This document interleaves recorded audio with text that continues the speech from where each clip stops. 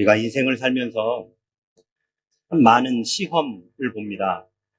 밖에는 학원이나 학습지의 시험에서 중고등학교 시절 중간고사, 기말고사, 그리고 나아가 대학 입학 학력고사나 아니면 각종 입학 시험, 그리고 입사를 위한 시험 등등 여러 가지 시험들 앞에 우리는 늘 마주하게 되어집니다.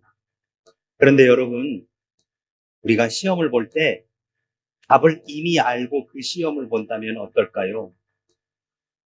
답을 이미 알고 그 시험을 본다면 너무 좋겠지만 그 시험은 이미 시험이 아니라고 이야기할 수 있을 것입니다.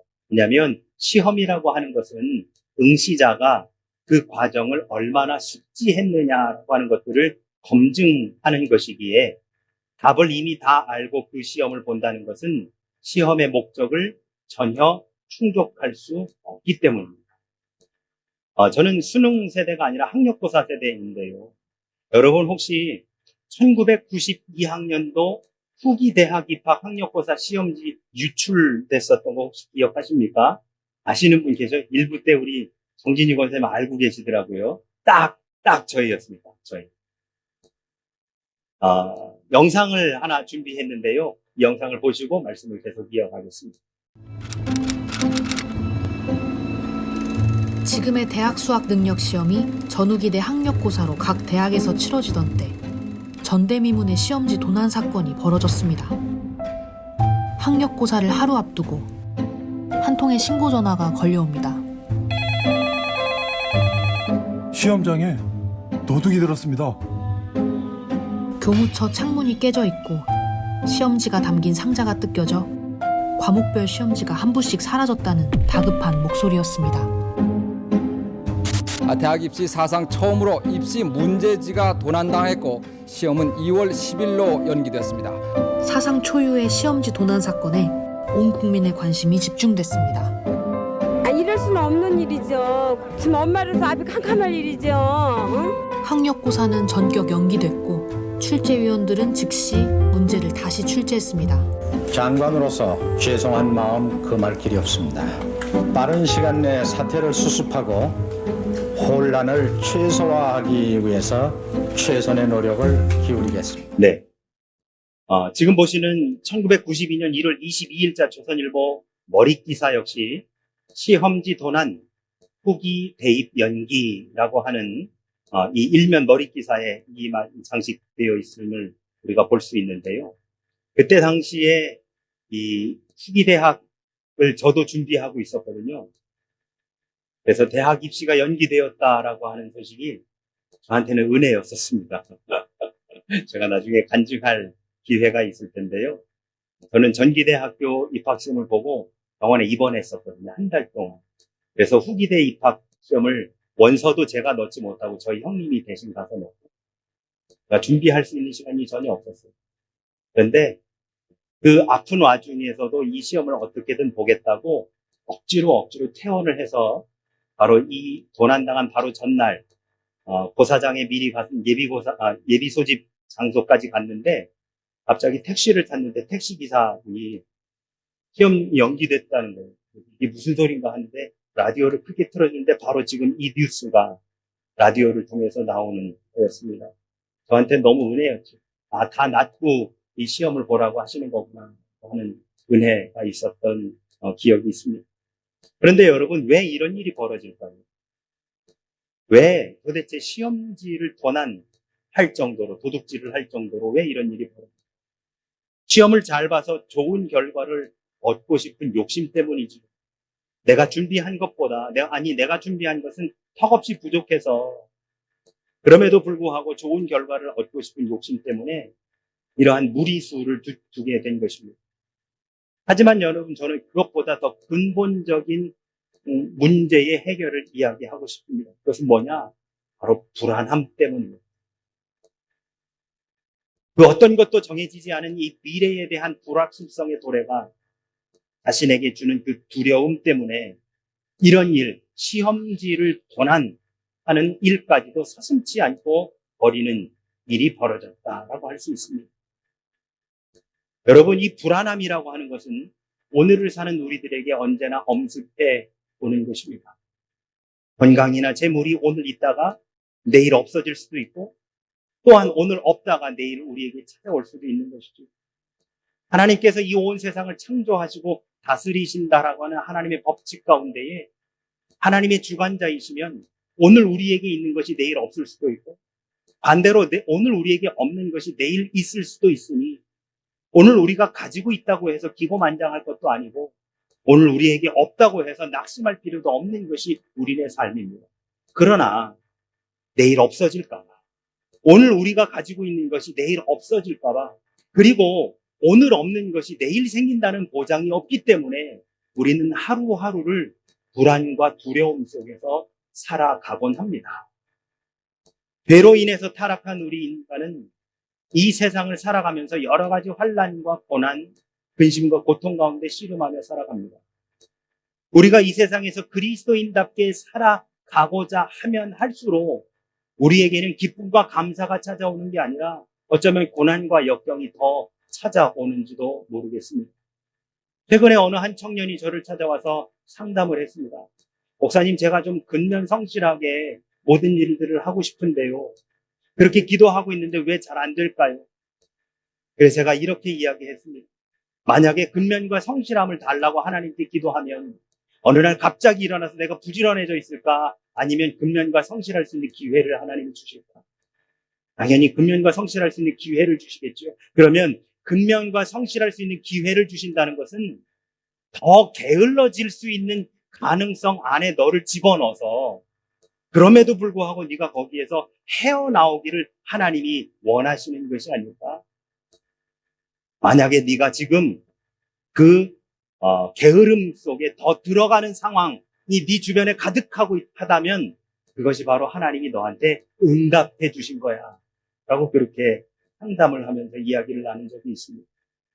여러분, 우리는 이 환난과 근심, 고난과 고통 가운데서 벗어나기를 하나님 앞에 늘 기도하고 간구하며 바라고 살아갑니다. 그런데 이 땅에 그리스도인으로 우리가 살아가고자 하면 할수록 우리에게 다가오는 것은 기쁨과 감사와 영광이 아니라 고난과 환난과 근심과 고통이 더 우리에게 찾아오더라라고 하는 것이죠. 예수님께서는 이것을 미리 아시고 제자들에게 이렇게 말씀하셨습니다. 요한복음 16장 33절, 너희가 세상에서 환난을 당하나 담대하라, 내가 세상을 이기었노라 그 말이죠.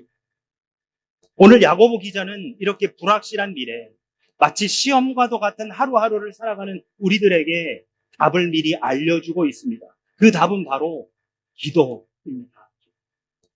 우리가 고난 속에서 하는 기도는 하나님의 뜻을 발견하게 해주고, 또한 고난을 이길 수 있는 힘을 하나님께로부터 공급받게 해줍니다. 고난을 당하면 기도해야 한다는 것이 성경이 우리에게 알려주고 있는 정답이지요. 시험을 맞이하게 되면 시험을 준비하고 열심히 공부하는 것이 어쩌면 그 시험을 대비하는 정답인 것과 마찬가지로 고난 앞에 우리는 기도해야 된다라고 하는 것이 바로 야고보 기자가, 그리고 성경이 우리에게 말씀해주고 있는 것입니다. 여러분, 이렇게 한번 여쭤볼게요. 우리에게 고난이 다가오면, 문제가 생기면 이 문제를 경험해보고, 이 문제를 극복해보고, 이 문제를 어떻게든 해결해 봐줄 수 있는 사람이 누구인지를 먼저 찾으십니까? 아니면 하나님 앞에 먼저 기도하십니까? 그 스스로 한번 생각해보세요. 누구한테 연락해보지? 어떻게 한번 해보지? 어디를 찾아가 볼까? 누구한테 연락해볼까를 먼저 생각하십니까? 아니면 하나님 앞에 기도해야 되겠다라고 먼저 생각하십니까? 이것을 이렇게 표현해 볼게요. 하나님하고 먼저 의논하십니까? 아니면 다른 사람들과 먼저 의논하십니까? 여러분, 성경은 우리에게 문제 앞에서 기도하라고 말씀해주고 있습니다. 기도가 문제의 정답임을, 문제 해결의 정답임을 말씀해주고 있습니다. 그런데 우리는 문제 앞에서 하나님과 의논하는 것이 아니라 이 문제를 해결해 본 사람, 이 문제를 닥쳐본 사람, 그래서 이 문제를 극복해 본 사람이 누군지를 먼저 찾아 수소문해보고 그에게 자문을 구하며 도움을 요청합니다. 그런데 여러분, 모르겠습니다. 제 경험만 그런지는 모르겠지만 저는 그런 사람을 찾아서 연락해 봤을 때 정확하게 그 문제의 해결이 그 사람이 말해준 대로 되는 적이 한 번도 없더라고요. 물론 도움은 됩니다. 조언은 구할 수 있어요. 그래서 이렇게 하면 되겠구나 라고 하는 해결의 실마리를 찾을 수 있지만 그 사람이 말해준 대로, 그래서 그 사람이 얻은 결과대로 내일도 그렇게 처리되든가 그렇지 않다라는 것이죠. 이 세상에 고난이 없는 삶은 결코 없습니다. 문제 없는 삶을 살아가는 사람은 아무도 없습니다. 우리 각자가 느끼는 고난과 문제의 크기는 다 다르지만 내게는 쉬운 것이 누구에게는 작을 수 있고 누구에게는 큰 것이 나에게는 쉬울 수 있을지라도 우리 모두는 다 어려움과 고통, 시험과 환난 속에 살아갑니다. 고난을 크게 세 가지 종류로 본다면 첫 번째, 고난은 믿음을 지키기 위해서 받는 고난이 있습니다. 두 번째, 고난은 전혀 이유를 알 수 없는 고난이 있습니다. 마치 욥처럼요. 세 번째, 끝으로 죄 때문에 겪는 고난이 있습니다. 여러분, 우리가 삶을 살아가며 이러한 고난을 맞닥뜨렸을 경우 어떠한 반응을 나타내느냐? 당장에 닥친 이 고난 때문에 걱정하는 사람이 있고 또한 이 고난을 준 누군가에게 분노하는 사람도 있으며 이러한 상황과 환경 때문에 불평불만 투덜거리면서 지나갈 수도 있습니다. 그러나 야고보 기자는 고난을 대처하는 그리스도인들의 반응은 기도여야 된다라고 오늘 본문에서 우리에게 이야기하고 있습니다. 13절에 보시면 너희 중에 고난당하는 자가 있느냐? 그는 기도할 것이요. 즐거워하는 자가 있느냐? 그는 찬송할지니라 하고 말씀하고 있습니다. 고난은 기도를 해야 되고 그리고 그 고난이 해결됐다고 해가지고 자만할 것이 아니라 하나님께 영광을 돌리라라고 하는 말씀이 되는 것이죠. 우리는 야고보서를 통해서 그 기도가 단순히 고난에서 건져달라고 이 문제를 해결해달라고 하는 기도가 아니라 어쩌면 주님의 때까지, 주님께서 해결해 주실 때까지 잘 견디고 극복할 수 있는 힘을 달라는 기도를 해야 되지 않을까라는 생각도 해보게 됩니다. 열왕기에 보면 히스기야라고 하는 왕이 등장합니다. 여러분 잘 아시다시피 히스기야는 몹쓸병에 걸렸어요. 그래서 더군다나 선지자로부터 네가 곧 죽을 것이다 라고 하는 예언을 듣게 되죠. 그때부터 이 히스기야가 뭐 했냐면 기도하기 시작합니다.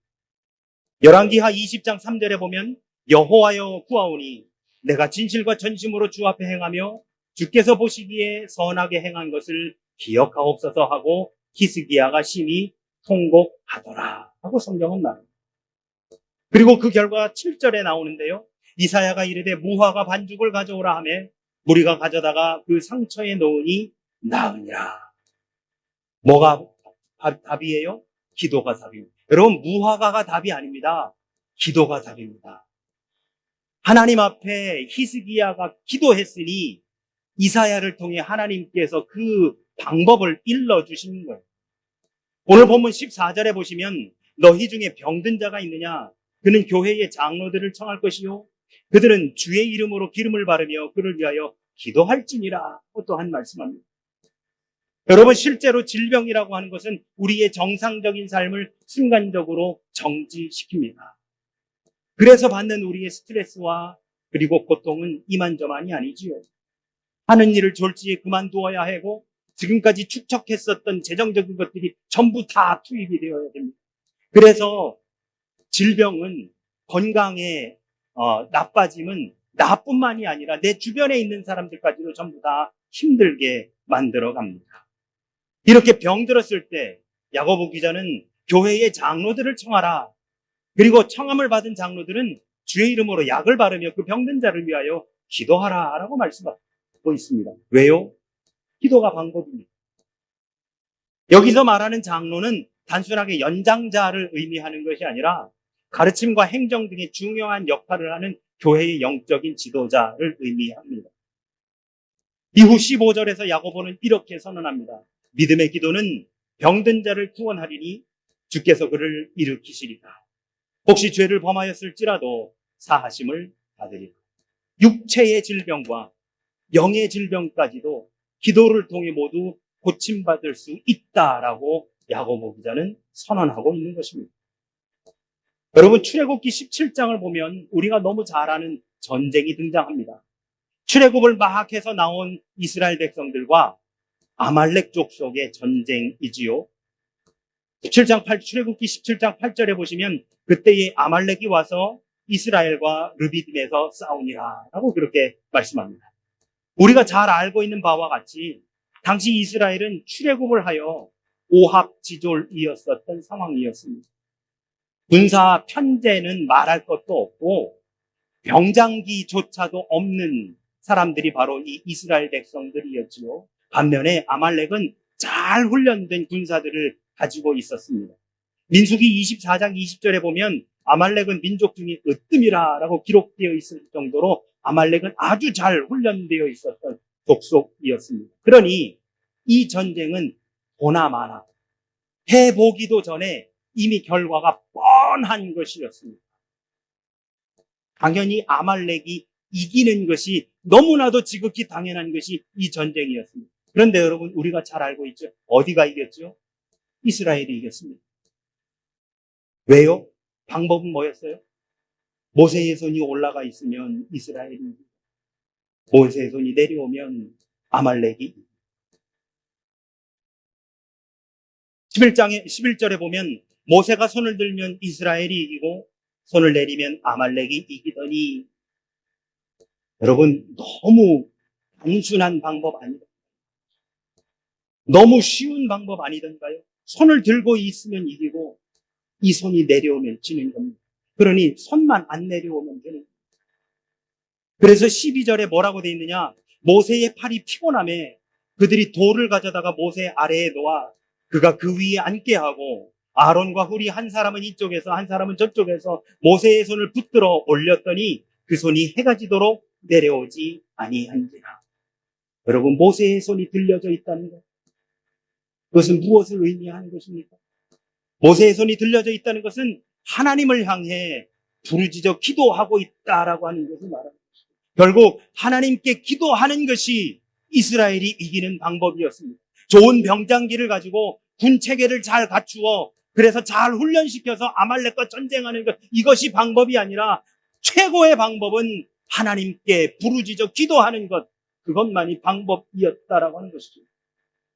아까도 말씀드린 것처럼 이 전쟁의 결과는 이미 뻔한 것이었습니다. 당연히 싸워보기 전에 아말렉이 이미 이길 것이라고 우리는 생각하고, 아니, 이스라엘 사람들조차도 이걸 왜 싸우냐고. 우리가 어떻게 이 전쟁에서 어떻게 이길 수 있겠느냐. 그게 말이나 되냐고. 지금 우리가 아말렉과 싸우는 게 말이나 됩니까? 라고 이야기하지 않았겠습니까? 우리의 상식으로는, 인간의 생각으로, 인간의 판단으로는 저렇게 훈련이 잘 되고 좋은 병장기를 가지고 있는 아말렉을 우리가 어떻게 이길 수 있습니까? 라고 모세를 향해 항변했겠지만, 모세는 여호수아를 필두로 나가서 싸우라고, 그리고 자신은 아론과 훌과 더불어 산 위에 올라가 손을 들고 하나님 앞에 부르짖어 기도합니다. 여러분, 이 전쟁은 이미 이겨놓고 싸우는 겁니다. 하나님 앞에 손을 들어 기도하고 있으면 이스라엘이 이긴다는 것을 이미 알고 있었던 모세와 이스라엘 백성들에게 이 전쟁은 이미 이겨놓고 싸우는 겁니다. 답을 알고 시험 보는 겁니다. 모세가 손을 들면 이스라엘이 이기고 모세가 손을 내리면 이스라엘이 뒤로 밀리기에 하나님을 향한 모세의 손만 내려오지 않으면 이 전쟁은 반드시 승리할 거라고 하는 것을 이미 알고 답을 알고 시험을 보는 것이죠. 점점 더 메마르고 각박한 이 생을 살면서 우리는 전쟁과도 같은 삶을 삽니다.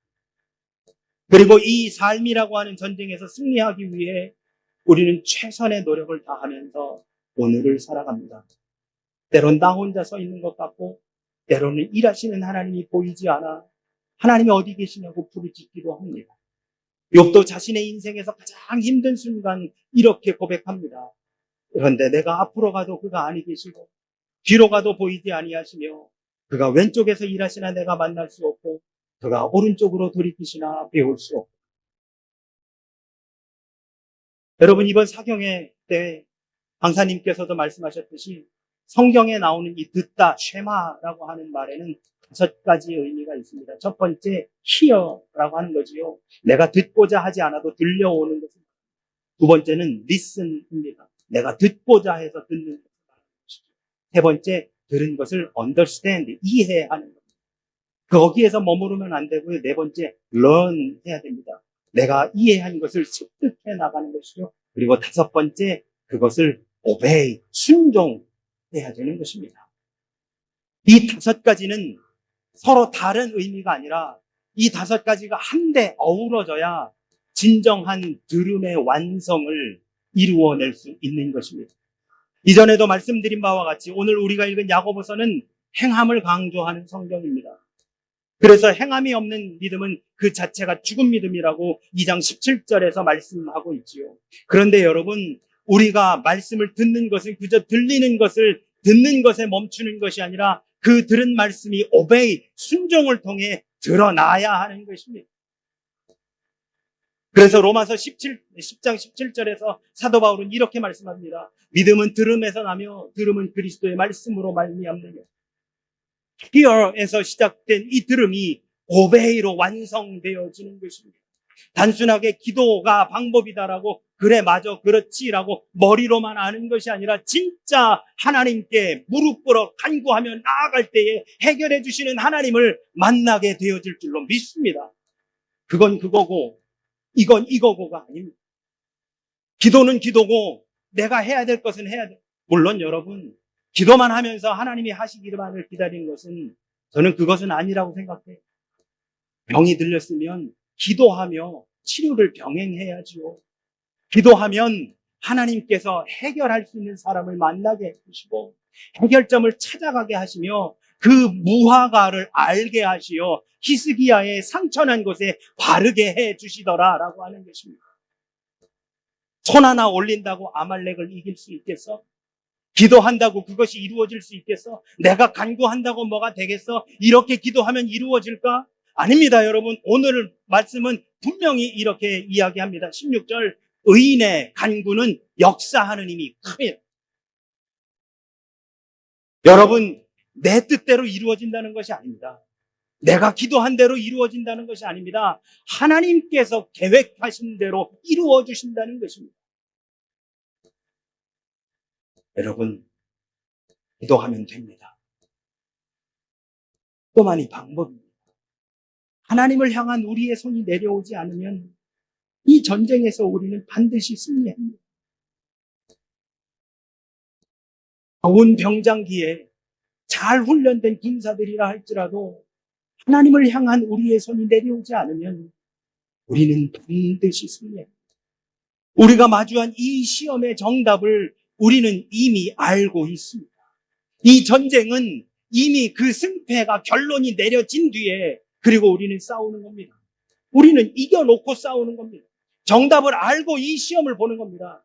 여러분, 아까 보신 영상에서는 시험지가 유출됐지요. 정답지가 유출된 게 아닙니다. 그러나 우리는 여러분, 정답지를 이미 손에 들고 있습니다. 그게 뭡니까? 기도입니다. 기도. 우리가 기도하면 하나님이 당신의 뜻 가운데 모든 것이 이루어지게 해주십니다. 우리의 기도가 부족한 것이지 하나님께 기도하면 하나님 우리에게 우리가 나아갈 길을 보여주실 줄로 믿습니다. 사랑하는 우리 영광의 성도, 기도가 방법입니다. 기도가 해답이며 기도가 정답입니다. 기도만이 우리의 살 길입니다. 문제의 해결은, 고난의 극복은 하나님과 나와의 관계가 먼저 잘 형성되어야 되는 겁니다. 그 사람한테, 그리고 거기에 가서 그 사람과의 문제, 이 사람과의 문제가 아니라 하나님과 나와의 이 영적인 관계가 먼저 회복되어지고 바르게 정상적으로 되어 있을 때 비로소 이 문제 해결의 시작이 이루어지는 것입니다. 십자가에서 당신의 목숨까지도 내어주신 예수님의 말씀이 온전히 오베이, 순종할 때 내 모든 것을 맡기게 되며 바로 그러할 때 비로소 모든 문제가 해결되는 은혜를 경험하게 될 줄로 믿습니다. 내 방법이 아닌 하나님의 방법은, 내 뜻이 아닌 하나님의 뜻대로 우리 앞에 놓여진 문제와 고난이 온전히 해결되기를 소망하며 우리 모두 우리 앞에 놓여진 이 시험 문제의 답을 이미 알고 있음을 확신하면서 하나씩 하나씩 기도함으로 이 문제를 풀어나가지 아니, 그 문제를 해결해 나아가시는 하나님을 경험하시는 저와 우리 모두가 되시기를 예수 그리스도 이름으로 축원합니다. 아멘.